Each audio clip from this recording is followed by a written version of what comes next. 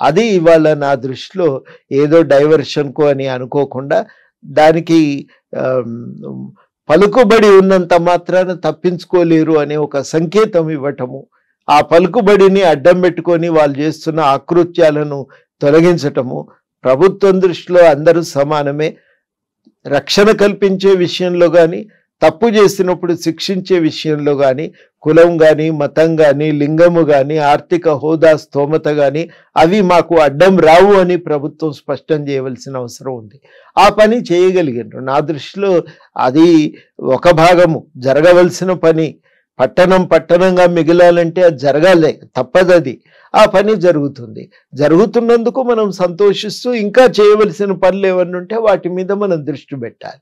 So అంతా సమానమే అనేటువంటి ఆ దృక్కోణం అనేది ఇప్పటికీ కొనసాగుతుంది అనుకుంటున్నారు సార్? ఎందుకంటే కన్వెన్షన్ ని కూల్ చేశారు, సడన్ గా వెళ్ళిపోయారు, అది కోర్టులో కేసు ఉంది అనుకున్న తర్వాత ఇప్పుడు సడన్ గా సరికొత్తగా ఇంకొక అంశాన్ని తీసుకుని వచ్చారు. గతంలో ఆల్రెడీ కట్టి ఉన్న వాటిని మేము కూల్చాము, ఇప్పుడు కట్టాలనుకుంటున్న వాటిని ఎవరైతే పర్మిషన్స్ కోసం వచ్చారో వాటిని మాత్రం మేము అడ్డుకుంటాము అనే మాట.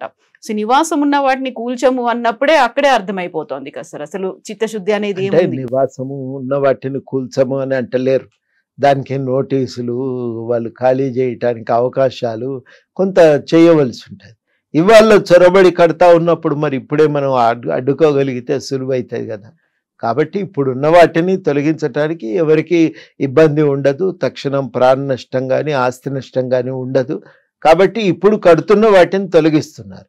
మరి మిగతా వాటిని వదిలేస్తారా అంటే వదిలేస్తామని ఏమనలే, వాళ్ళకు నోటీసులు అయితే పోతూనే ఉన్నాయి, వివరణ అడుగుతున్నారు. ఆ విషయంలో ఒక స్పష్టత ఏర్పడ్డ తర్వాత ఖాళీ చేయించి అట్లాంటి ఇళ్లను కూడా కూలగొడతామనేది చెప్తున్నారు. సో ఇక్కడ రాజకీయాలు అనేవి చూడము అనుకున్నప్పుడు అసదుద్దీన్ ఓవైసీకి సంబంధించినటువంటి స్కూల్స్ కావచ్చు, అక్కడ ఉన్నటువంటి హాస్పిటల్స్, దాంట్లో ఎందుకు మెతక వైఖరి ఉంది అనే మాట? ఒకవేళ లేదని నేను అనుకుంటున్నా. కాలేజీల పిల్లలను ఖాళీ చేయించినాక ఇంకొక చోట వాళ్ళు వసతి ఏర్పాటు చేసుకున్నాక తీసేస్తామని అన్నారు. పిల్లలకు నష్టం జరగకూడదనే ఆలోచనతో అట్లా ఆగినరనే నేను అనుకుంటున్నా. ఒకవేళ అది కాదు, రాజకీయ ఒత్తిళ్ళకే లొంగినరు అనుకుంటే తప్పకుండా తప్పే అని అంటారు. దానికేమో మళ్ళీ మనల్ని మనం మభ్యపెట్టుకోవాల్సిన అవసరం ఏం లేదు. అట్లా చేయకూడదనే అనుకుంటున్నా. చేస్తలేరు అనేదే నాకు అర్థమైనటువంటి వాస్తవము. భవిష్యత్తులో జరిగితే తప్పకుండా ఆ విషయం కూడా మేము ప్రభుత్వంతో మాట్లాడతాం. సో ఇప్పటికి ఉన్నటువంటి ఈ సమస్యలకు తోడు సరికొత్తగా వచ్చినటువంటి హైకోర్టు చెప్పినటువంటి మాట ఫిరాయింపులకు సంబంధించి 4 వారాల్లో ఒక డెసిషన్ తీసుకోవాలి అనుకున్నప్పుడు డెసిషన్ అనేది తీసుకుంటుందా? ఎందుకంటే ఉప ఎన్నికలు రావు అనే మాట ఖచ్చితంగా కాంగ్రెస్ సర్కార్ చెప్తోంది, సీఎం రేవంత్ రెడ్డి కూడా అదే మాట చెప్తున్నారు. ఏం జరుగుతుందని మీరు అనుకుంటున్నారు సార్? చూడాలి మరి ఏం జరుగుతుంది అనేది. ఇప్పుడు హైకోర్టు ఏమన్నదంటే ఈ పని చేయవలసింది స్పీకర్ గారే, నిర్ణయం తీసుకోవలసింది వారే. కాబట్టి వారికి ఒక టైం బౌండ్, ఒక కాల పరిమితి కూడా విధించారు. 4 వారాల్లో ఒక నిర్ణయం చెప్పండి అని. కాబట్టి 4 వారాల్లో విచారణ ప్రారంభించాలి. ఏం జరుగుతుందో చూద్దాం ఇక దాని తర్వాత. సో ఇప్పుడు జరుగుతున్నటువంటి లేటెస్ట్ పరిణామాలు, అటు ఒకవైపు కౌశిక్ రెడ్డి, ఇటు అరికపూడి గాంధీ, ఈ ఇద్దరి మధ్యలో గొడవకి కారణం ఏంటి అనుకుంటున్నారు? వెనకాల ఉందా ఎవరు? ఏం రాజకీయాలో ఏమో ఎవరికి అర్థమైతలేవు. నిజంగా కూడా దాంట్లో వివరం ఏందనేది ఎవరికి అర్థం కావటం లేదు. నేను అనుకోవటం ఏంటంటే ఎక్కడో ఒక దగ్గర రాజకీయాలను నడపవలసింది ఇట్లా కాదు.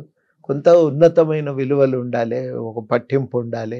నేను చేర్పించుకుంటే తప్పులేదు, పక్క పార్టీ వాళ్ళు చేర్పించుకుంటే నాకు అభ్యంతరం అని అంటే అది పొరపాటు. అది ఆ పార్టీలో ఒకే విలువలను అన్ని సందర్భాల్లో అధికారంలో ఉన్నా లేకపోయినా ఒకే రకమైన విలువల ప్రాతిపదికన పనిచేయాలి, నడుచుకోవాలి. కాబట్టి ఈ విషయాల్లో నేను అనుకోవటం, నాకు ఇది జరుగుతున్నదంతా కూడా ఏదో ఇది ఒక తంతులాగా, ఒక డ్రామాలాగా మాత్రమే నాకు కనబడతా ఉంది. కాకపోతే ఒకటి చాలా స్పష్టమైందంటే టిఆర్ఎస్ తాను పెంపొందించినటువంటి ఒక ఊబిలో, తాను తయారు చేసినటువంటి ఒక ఉచ్చులో తానే చిక్కుకుందని చెప్పి నేను అనుకుంటున్నా. ఇవాళ జరిగిన ఒక రాజకీయాలను ఒక వ్యాపారంగా మార్చటంలో టిఆర్ఎస్ పాత్ర చాలా కీలకమైంది. వ్యాపారంగా మార్చింది. నువ్వు నాతో రా, కాంట్రాక్ట్లు ఇస్తా, వ్యాపారం చేసుకో, నాతో ఉండు. అని చాలామంది పార్టీల ఎమ్మెల్యేలను నాయకులను తమ పార్టీలోకి తెచ్చుకున్నారు. అదేవిధంగా వాళ్లకు ప్రోత్సాహం కూడా వాళ్ళ వ్యాపారాల కోసం సహాయం చేశారు. రాజకీయం అంటే అంతిమంగా మీ సొంత వ్యాపారాలు కావు. సొంత వ్యాపారాలు ఎవరు చేసుకోవద్దనంటలేరు, దానికి ఎవరు అడ్డం పడతలేరు. మీరు గెలిచింది ప్రజలకు సేవ చేసే ఆలోచనతోనే ప్రజలు మిమ్మల్ని ఎన్నుకున్నారు, గెలిపించారు. కానీ ఇవాళ జరుగుతున్నది ఏంది, మీరు దాన్ని ఒక వ్యాపారంగా మార్చటంతో ఏమి లాభమైతే ఉంటాము, లేకపోతే ఇంకో దిక్కుపోతాం అనేది ప్రజల్లో ఒక అభిప్రాయం, నాయకుల్లో ఒక అభిప్రాయం బలపడిపోయింది. ఈయన పిలిచిండు, వ్యాపారాలు రాజకీయాలు వచ్చిండు, ఇంకొక చోటికి పోతే లాభం అనుకుంటే అటు పోదామనే ఆలోచనతోనే ఇవాళ నాయకులు ఉన్నారు. ఇట్లాంటి స్థితిని మీరే కదా, కాంగ్రెస్ టీఆర్ఎస్ఏ కదా తీసుకొచ్చి పెట్టింది. కాబట్టి వాళ్ళ తాను సృష్టించినటువంటి పరిణామాల్లో తానే చిక్కుకున్నది.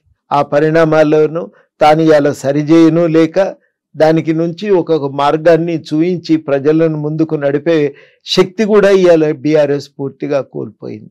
అది వాళ్ళకు ఉన్నటువంటి ఒక బలహీనత, వాళ్ళు సృష్టించుకున్నదే ఇది.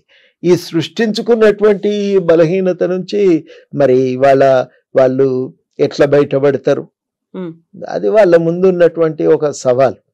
ఈ రాజకీయాలను ఇట్లా నడపటానికి వీల్లేదు. ప్రజల కోసం, ప్రజల అవసరాలు తీర్చడం కోసం రాజకీయాలు నడవాలి.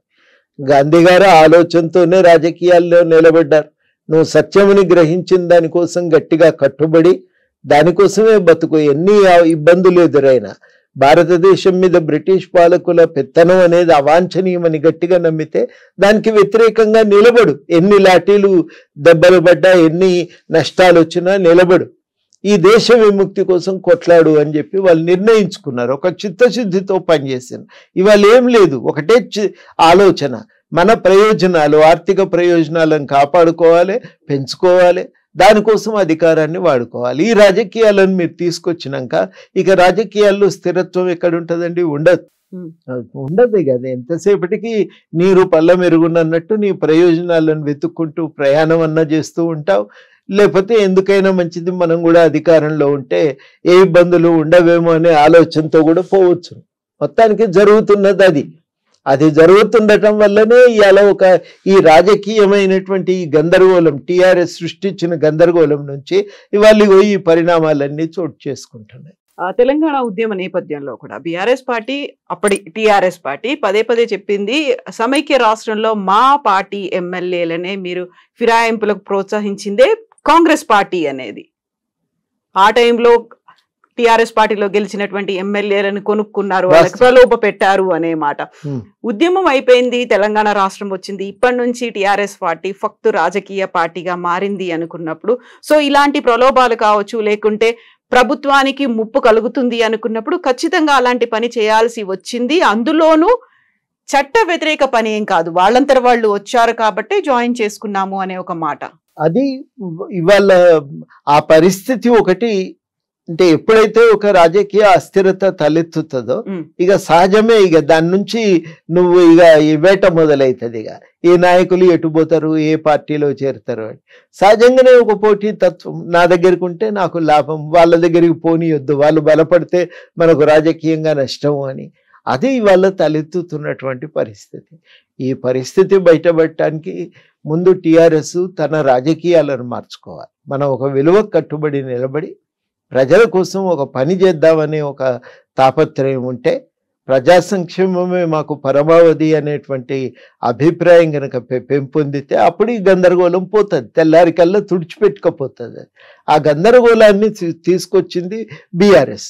తాను ఏ గందరగోళం వల్ల లాభపడవచ్చు అని ఆశపడ్డదో అదే గందరగోళం గుదిబండగా తయారై ఆ రకమైన వాతావరణ కల్పన అది వాళ్ళకే ఇవాళ సమస్యలను తీసుకొస్తున్నదని చెప్పి నేను భావిస్తూ ఉన్నా. కాబట్టి ఇట్లాంటి పరిణామాలను మార్చుకోవాలి. రాజకీయాల్లో ఈ విలువలతో కూడిన రాజకీయాల కోసం ప్రతి పార్టీ కూడా బతకాలి. మేము అదే నమ్ముకొని ఉన్నాం, అదే రకమైన పద్ధతుల్లో ఆలోచిస్తున్నాం, అదే రకమైన ఆలోచనతో కూడా ఇప్పుడు నిలబడటానికి, పనిచేయటానికి ప్రయత్నం చేస్తున్నాం. అయితే గతంలో సీఎం రేవంత్ రెడ్డి సీఎం అయినటువంటి కొత్తలోనే ఒక మాట చెప్పారు, ఆ ఇంటి కాకి ఇంటి మీద వాళ్తే కాల్ చేస్తాము అన్న తర్వాత 10 మంది బీఆర్ఎస్ ఎమ్మెల్యేలను ఎలా చేర్చుకున్నారు, పార్టీ మారేలా ఎందుకని ప్రోత్సహించారు అనే మాట వాళ్ళు ఇంకొక పార్టీలోకి పోతే అది వాళ్ళ మీమాంస. ఇలా పరిస్థితి ఏమైందంటే టిఆర్ఎస్ ఆ రోజు మలుపుకున్న రోజు సందర్భం వేరు, ఎవరెక్కడికి పోయే ఆలోచనలు లేరు. కానీ అప్పుడు అందరినీ ఒత్తిడి పెట్టి ప్రలోభాలకు గురి చేసి గుంజుకున్నది. ఇవాళ ఏమవుతున్నదంటే నిలుపుకునే పరిస్థితిలో లేకుండా పోయింది టిఆర్ఎస్. ఈ వ్యాక్యూమ్ లో ఈ పరిస్థితుల్లో ఎమ్మెల్యేలు అటు ఇటు దేవులాడుకుంటున్నారు అవసరాల కోసం. ఇక ఆ సందర్భంలో ఉన్నాం మనం. ఆ సందర్భంలో తలెత్తిన పోటీ తత్వం నుంచే ఒకరిని కాదని ఒకరు పార్టీలు ఈ ఎమ్మెల్యేలను తమ వైపు తిప్పుకునే ప్రయత్నం చేస్తున్నాయి. అది జరుగుతున్నటువంటి వాస్తవం. సో ఇలాంటి పరిస్థితుల్లోనే అంటే మ్యాజిక్ ఫిగర్ అనేది ఉంది, ప్రభుత్వానికి ఎలాంటి ఢోకా లేదు, పక్క పార్టీ వాళ్ళని తీసుకోవాల్సినటువంటి అవసరం ఏముంది అని. సో ఈ మాట మీరు ఎప్పుడైనా రేవంత్ రెడ్డి గారికి చెప్పారా? దాదాపు అందరం కూడా చెప్పినాం, కానీ వాళ్ళు అంటున్న మాట కూడా నేను ఇంతసేపు మీకు వివరించిన. ఈ పోటీ తత్వంలో అది ఏమైతుంది, అది ఒకటి పోతున్నది అన్నప్పుడు, ఒక శక్తి ఒక పార్టీని వీడిపోతున్నది అన్నప్పుడు అది మనతో అయినా ఉండాలి. ప్రత్యర్థికి పోతే అది పార్టీకి నష్టమే కదా, అది ఇంకొక పెద్ద కుంపటిని సృష్టించుకున్నట్టు అవుతుంది. అందుకని వాళ్ళ ప్రయత్నాలు వాళ్ళు చేస్తున్నారు. ఒరిజినల్గా అందరం చెప్పిందే ఇప్పటికి కూడా నేను చెప్తున్నవి, ఈ రకమైన రాజకీయాలు మంచిది కాదు, ఈ రకమైన రాజకీయాలను ప్రోత్సహించకూడదు. అది మరింత రాజకీయాన్ని ఉండేటువంటి విలువ పడిపోతుంది, దిగజారిపోతుంది, రాజకీయాలు దిగజారిపోతాయి. ఇది నా దృష్టిలో మంచి పరిణామం కాదు, అది నేను విస్పష్టంగా ప్రకటిస్తున్నా. కానీ టిఆర్ఎస్ తెచ్చిపెట్టిన ఒక కుంపటి ఇది. ఈ కుంపటిని ఎవరు ఎట్లా దాన్ని జాగ్రత్త పడతారు, మార్పుకు వేపుకు దీన్ని నెడతారు అనేదే ఇవాళ మనందరి ముందు ఉన్న కీలక ప్రశ్న. బహుశా ఆ పాత్ర నేను కోరుకునేదైతే కాంగ్రెసే ఆ పాత్రని సీరియస్ గా నిర్వర్తించాలి. కుంపటిని రాజేస్తోంది కూడా, ఇప్పుడు దాన్ని కంటిన్యూ అయ్యేలా చేస్తోంది కూడా సీఎం రేవంత్ రెడ్డి అనుకోవచ్చు అంటారా? ఆయనే అట్లా మనం అనటానికి ఆయన చేతిలో లేదు కదా, జరుగుతున్న పరిణామాలన్నీ బీఆర్ఎస్ లో. కాబట్టి ఘర్షణ మూలం అక్కడ. సో ఇప్పుడు ఎందుకు సార్ సరికొత్తగా 10 ఏళ్లు గడిచిన తర్వాత నేను అసలు సిసలు తెలంగాణవాదిని, మీరు ఇక్కడ బతుకు తెరువు కోసం వచ్చినటువంటి ఆంధ్రావాది అనేటువంటి ఒక మాట వినిపించింది 10 ఏళ్ల తర్వాత. ఇప్పుడు కాంగ్రెస్ సర్కార్ వచ్చిన తర్వాత గతంలో ఉన్నటువంటి శక్తులన్నీ ఏకమవుతున్నాయి, తెలంగాణ వ్యతిరేక శక్తులు అనే మాట ఎందుకంత బలంగా వినిపిస్తోంది సార్? ఇది ఈ వాడుతున్న పదజాలము, జరుగుతున్న పరిణామాలు నా దృష్టిలో మంచివి కావని ఎందుకంటున్నానంటే, నేను 2 మాటలు చెప్పాలి. మేము తెలంగాణ కోసం కొట్లాడుతున్న రోజుల్లో చాలా పార్టీలు మాకు ఢిల్లీలో చాలామంది నాయకులు మద్దతు ఇచ్చారు. అందరూ కూడా తెలంగాణ రాష్ట్రం సిద్ధించిన తర్వాత వాళ్ళని కలిసి కృతజ్ఞతలు తెలియజేసినప్పుడు వాళ్ళు మాతో సూటిగా ఒకటే మాట కోరినారు, ఎట్టి పరిస్థితుల్లో కూడా విభిన్న ప్రాంతాల ప్రజల మధ్య ఘర్షణ చెలరేగకూడదు, మంచిది కాదు అది, మీరు మాకు మాట ఇవ్వాలి అని కూడా అన్నారు కొంతమంది నాయకులు, రాజ్నాథ్ సింగ్ లాంటి వాళ్ళు. సరే, మేము ఆ రోజు రాజ్నాథ్ సింగ్ గారికి మాట ఇచ్చినాం, జరగనీయం మేమైతే, మీరు ఆ అనుమానం అవసరం లేదు అని వివరణిస్తే, నాకు అవన్నీ చెప్పకు, జరుగుతుంది ఆపుతారా లేదా అని అన్నాడు. ఆపుతాం సార్ అన్నాను.